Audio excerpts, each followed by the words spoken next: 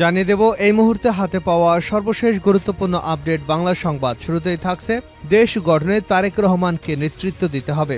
বাংলাদেশকে নতুন করে গঠন করতে হবে, এজন্য তারেক রহমানকে নেতৃত্ব দেবেন বলে আশা প্রকাশ করেছেন বিশিষ্ট লেখক, দার্শনিক, গবেষক, বুদ্ধিজীবী ফরহাদ মজহার। একটি বেসরকারি টেলিভিশনে দেওয়া সাক্ষাৎকারে নিজের এই প্রত্যাশার কথা জানিয়েছেন তিনি। তবে দেশের নেতৃত্ব নেওয়ার ক্ষেত্রে অবশ্যই সমালোচনার সুযোগ দিতে হবে বলে মনে করেন তিনি। এবারে জানাবো, শেখ হাসিনাকে ফেরাতে ভারতকে চিঠি দেন সরকারকে ফখরুল। শেখ হাসিনাকে খুনি এবং গণহত্যাকারী হিসেবে আখ্যায়িত করে অবিলম্বে তাকে দেশে ফেরত পাঠানোর জন্য ভারতকে চিঠি দিতে অন্তর্বর্তী সরকারের প্রতি আহ্বান জানিয়েছেন বিএনপির মহাসচিব মির্জা ফখরুল ইসলাম আলমগীর। এছাড়া শিল্প কলকারখানায় বিশৃঙ্খলা, অসন্তোষ এড়াতে বিএনপি নেতাকর্মীদের পাহারা দেওয়ারও আহ্বান জানিয়েছেন।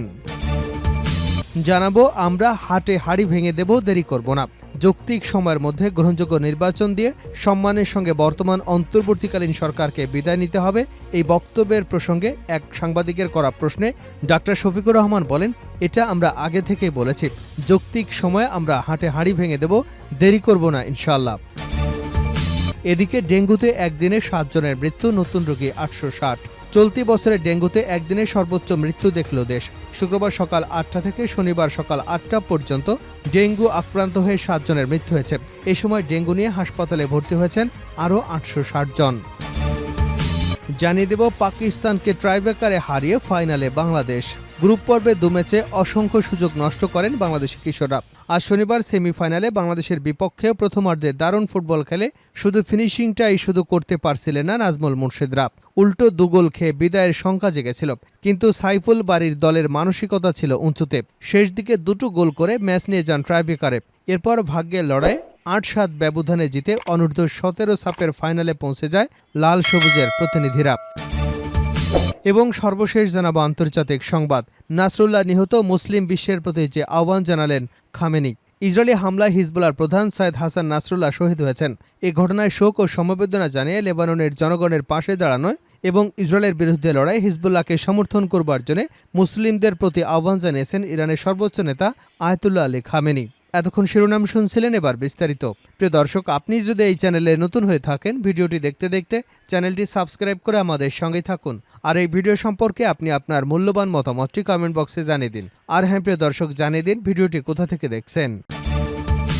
দেশ গঠনে তারেক রহমানকে নেতৃত্ব দিতে হবে ফরহাদ মজহার।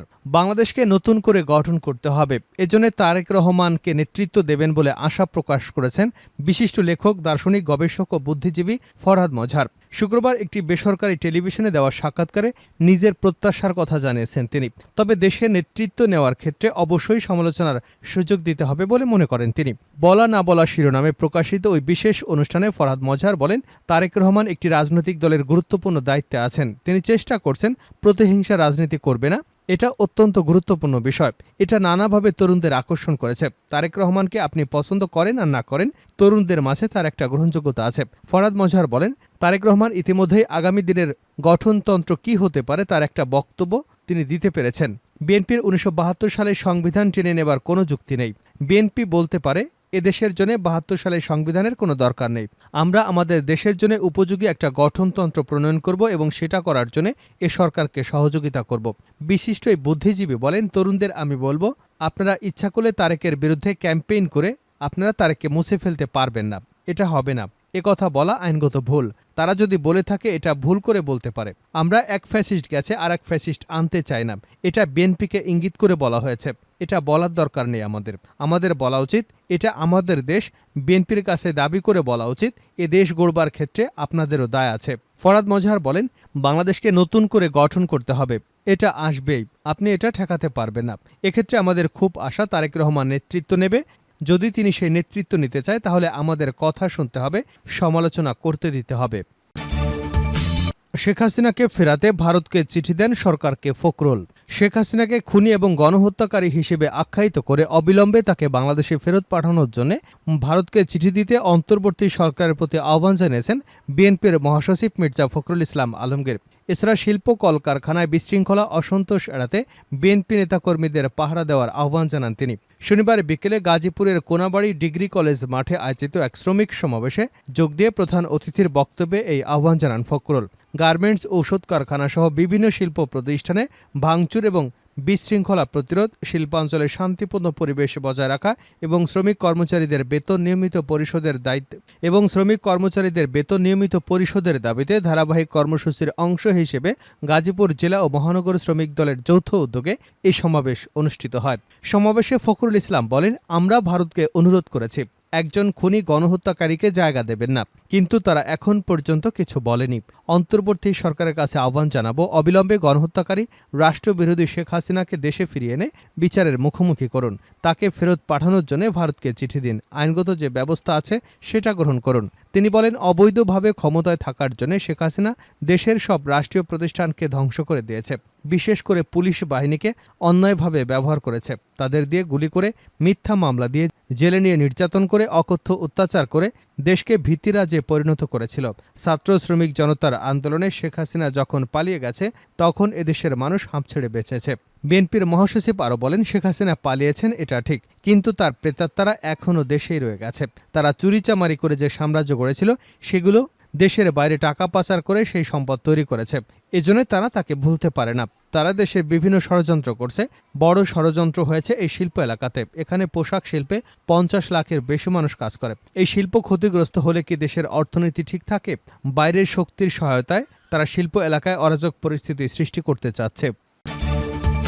আমরা হাটে হাড়ি ভেঙে দেব, দেরি করব না, জামায়াতের আমির। যৌক্তিক সময়ের মধ্যে গ্রহণযোগ্য নির্বাচন দিয়ে সম্মানের সঙ্গে বর্তমান অন্তর্বর্তীকালীন সরকারকে বিদায় নিতে হবে। এই বক্তব্যের প্রসঙ্গে এক সাংবাদিকের করা প্রশ্নে ডক্টর শফিকুর রহমান বলেন, এটা আমরা আগে থেকেই বলছি, যৌক্তিক সময়ে আমরা হাটে হাড়ি ভেঙে দেব, দেরি করব না ইনশাল্লাহ।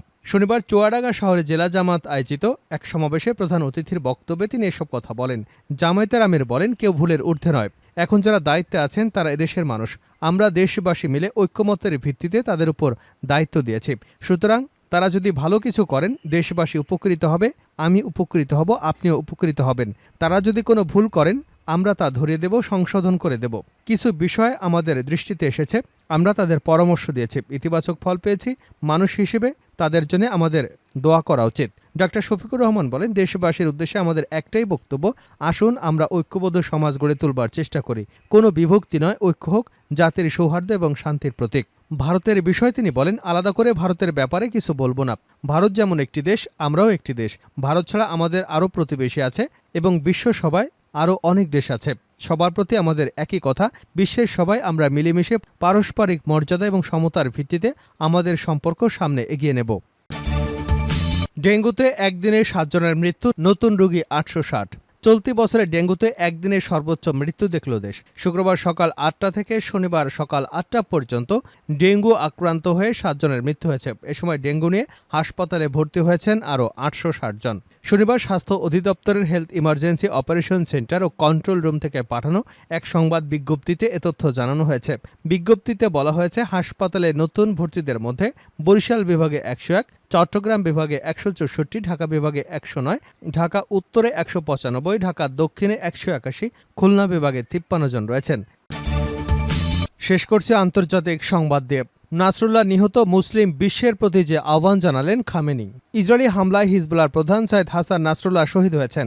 এ ঘটনায় শোক এবং সমবেদনা জানিয়ে লেবাননের জনগণের পাশে দাঁড়ানোর এবং ইসরায়েলের বিরুদ্ধে লড়াই হিজবুল্লাহকে সমর্থন করবার জন্য মুসলিমদের প্রতি আহ্বান জানিয়েছেন ইরানের সর্বোচ্চ ধর্মীয় নেতা আয়াতুল্লাহ আলী খামেনি।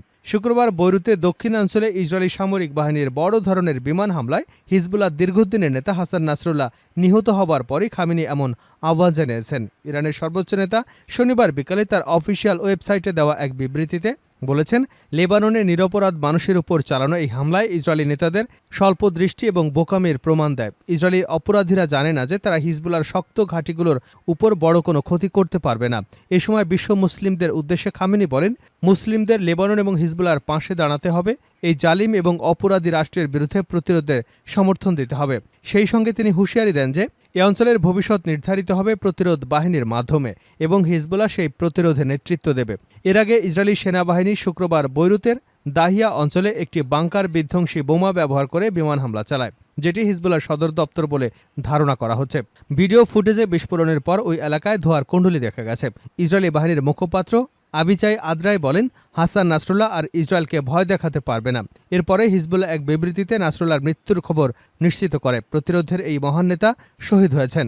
সংগঠনটি তাদের নেতাকে মহান শহীদ আখ্যা দিয়ে প্রতিশ্রুতি দেয় যে গাজা ও ফিলিস্তিনিদের প্রতি তাদের সমর্থন অব্যাহত থাকবে এবং লেবাননের সাহসী জনগণকে রক্ষায় প্রতিরোধ সংগ্রাম অব্যাহত থাকবে।